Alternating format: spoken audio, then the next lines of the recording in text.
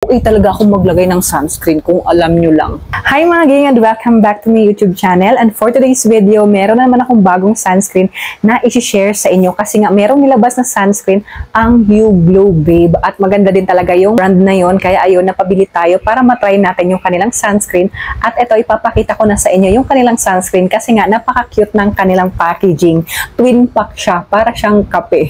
So ayan, napaka-cute po, para siyang pakpak ng angel yung kanilang sunscreen, pero pwede kayong bumili ng isang sachet lang at mabibili natin siya ng 139 pesos. Tapos pag dalawa naman, pag twin pack naman yung bibilihin natin is nasa 200 plus pesos siya. Nakalimutan ko yung exact price ng bili ko nito, kaya ilalagay ko na lang dito sa screen para makita ninyo yung presyo pag twin pack yung ating bibilhin na sunscreen.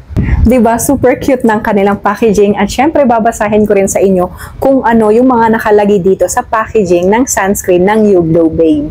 Dito naman sa taas is nakalagay lang yung kanilang brand, yung You Glow Babe, tapos Beauty White Sunscreen Bright Glow Sea Buckthorn. Then meron pala siyang SPF 50 PA+++. At merong nakalagay dito sa baba, protect while it brighten the skin. So yun yung kiniklaim nitong You Glow Babe na sunscreen, pero itatry din natin siya mamaya para malaman natin kung maganda ba talaga itong sunscreen ng You Glow Babe. Plus UVA, UVB, broad spectrum na rin pala yung kanilang sunscreen. At matagal ko din talagang inantay na maglabas ng sunscreen yung You Glow Babe kasi maganda talaga yung mga product nila. Kaya ayun, ngayon meron na sila at hindi na tayo nagmahuli at umorder na kaagad ako para matry natin yung kanilang sunscreen. At ayun na nga, ang dami ko ng chika. I-share ko rin sa inyo kung ano yung mga nakalagay dito sa likuran ng ating sunscreen, yung kiniklaim niya, kung ano yung magagawa niya sa ating balat. So nakalagay dito yung sunscreen benefit, broad spectrum, sun protection, moisturize, brighten, and hydrate the skin. Contain ingredients that help reduce skin inflammation, support skin repair, and provide anti-aging benefits while also helping to protect against acne-causing bacteria. So nakakatulong din pala siya para maprotektahan yung balat natin para hindi tayo magkaroon ng acne. Lalong-lalo ako, ma-acne pa naman ako na babae. At tingnan nyo, kakatapos lang at kakagaling lang ng mga acne ko na dito na part sa mukha ko. Pero ayun, ang dami ko ng chika, din nakalagay lang din dito, Beauty White Sunscreen Bright Glow Sea Buckthorn. Andito din nakalagay yung kanyang ingredients, yung direction for use, yung precaution ng ating sunscreen, andito rin siya nakalagay, tapos yung kanilang manufacturing date, expiry date, at kung sino yung nag-manufacture nitong You Glow Babe na sunscreen.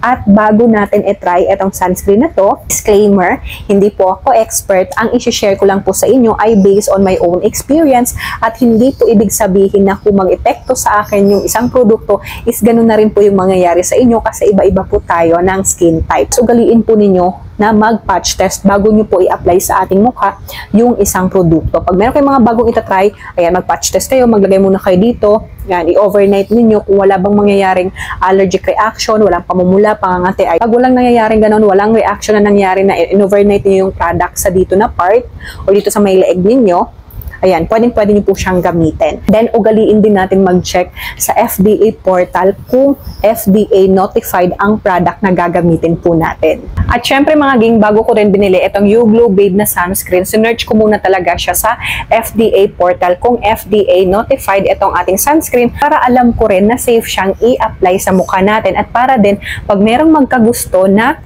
gamitin itong sunscreen na to, safe na safe talaga siyang gamitin kasi ayoko rin gumamit ng product na hindi FDA notified. Kaya ayun, ilalagay ko rin dito sa screen yung kanyang FDA notification para makita din ninyo na FDA notified itong You Glow Babe na sunscreen. At ayun, ang dami ko ng chika at ngayon itatry na natin itong sunscreen na to.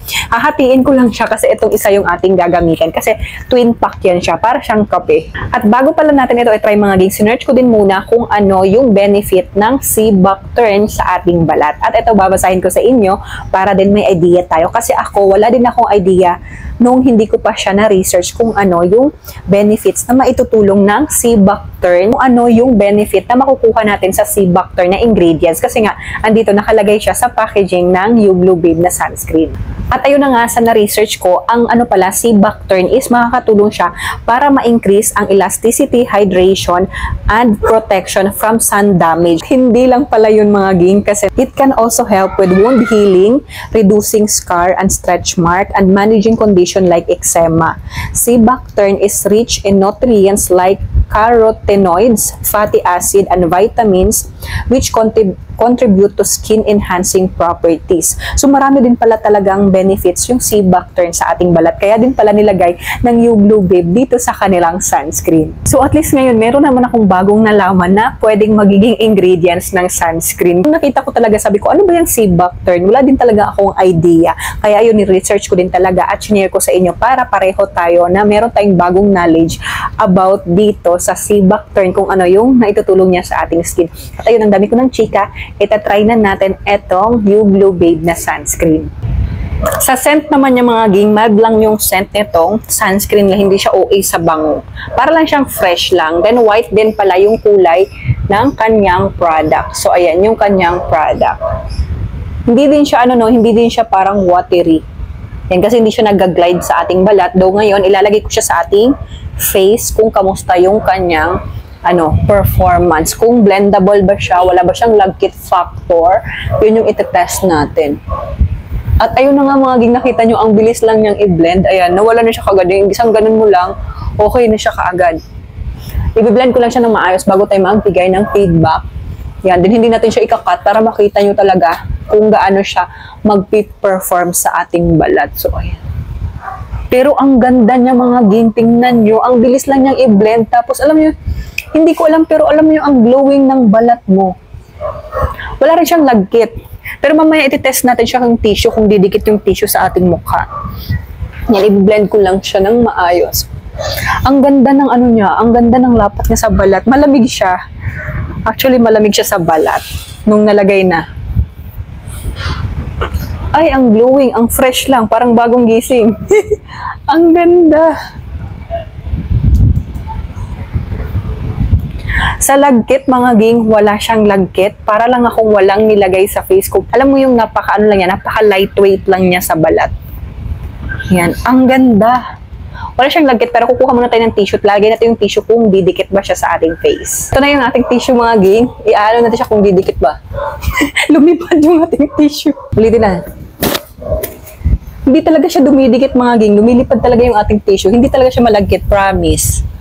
Ang ganda niya, ang ganda ng lapat niya sa skin, lightweight lang talaga siya. Wala talaga kayo mafe-feel na, alam mo yung sobrang, parang mabigat sa face, hindi lang walang in-apply sa face mo. Pero syempre, hindi po pwede na hindi tayo magdagdag ng application. Titingnan natin siya kung magbuo-buo ba. Kasi merong mga sunscreen na pag madamihan mo na naglagay, is magbubuo-buo.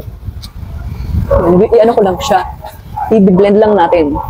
Pero ayan, nakita nyo ba, na-blend lang din natin siya ng maayos. Dahil ito namang sa face. OA talaga akong maglagay ng sunscreen kung alam nyo lang. Ang dami kong maglagay ng sunscreen.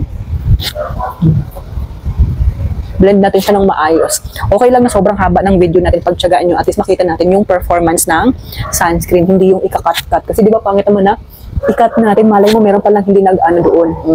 Ayan, na-blend din natin yung isa at okay na okay pa rin yung kanyang, yung kanyang lapat. Ayan, wala siyang pag-buo-buo. Yan, then i-blend ko lang ditong isa. Para makita natin. Pero ang ganda talaga ng mga ging. Meron na naman tayong bagong additional sa ating sunscreen. Yung niya, yung scent niya is powdery siya, yung scent ng kanyang sunscreen, pero mild lang. Hindi siya hindi siya masakit sa ilong. Yung hindi yung tipong masusuffocate ka, hindi. Ayan, ang dami ko ng chika sa inyo, no? Sobrang haba na ng ating video. Pero okay lang yan, ayusin ko lang muna ang pag-blend. Ang ingay ng ating mga alaga. Ang sarap pagpupupukin. Ayan siya. Wait lang ha. Sige, lumilipad-lipad yung ating buhok. Ayan, nakita nyo ba yan? Napaka-fresh ng ating face. Ayan, wala siyang pagbuo-buo. Hindi siya nagbubuo-buo. Kahit ang dami kong nang in-apply. Ayan, ang ganda niya. Ang ganda na kanyang lapat. Kahit kukudkudin natin yan. Wala siyang nagbuo-buo. Tingnan nyo, ang ganda. Parang naging Korean skin ako. Ang ganda. Ay nako, parang mapapalitan na yung sunscreen na gusto ko. Parang ito na yung magiging favorite sunscreen ko. Ang ganda niya mga ging, promise. I-try nyo itong You Glow Babe na sunscreen, hindi kayo magsisisi. Ayan, i-try nyo, then pagkatapos balikan nyo ako kung ano yung feedback nyo dito sa You Glow Babe na sunscreen. I-try nyo siya. Mataas yung SPF niya, kaya perfect din siya sa panahon ngayon na sobrang init.